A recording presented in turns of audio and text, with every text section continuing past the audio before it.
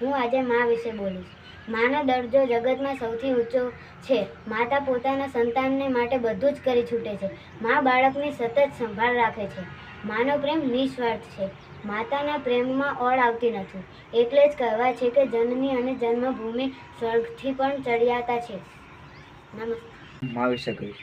માનો દરજ્જો જગતમાં ઊંચો છે. મા પોતાના સંતાન માટે બધું જ કરી છૂટે છે. મા બાળકની સંભાળ રાખે છે. જ્યારે બાળક બીમાર પડી જાય ત્યારે તે રાત દિવસ ના ઉજાગરા બેઠી પોતાના બાળકની સેવા કરે છે. મહાપુરુષના જીવન ઘડતરમાં પણ માનો ઊંચો ફાળો છે.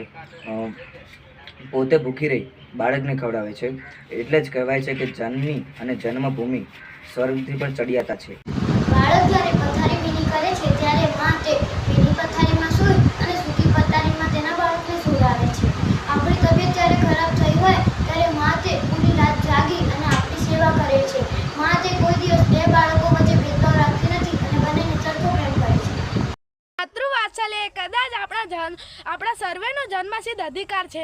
મા શબ્દને સમજવા માટે તો મારા હિસાબે શબ્દકોશનો એક પણ શબ્દ સંયોજન કામ ન લાગી શકે.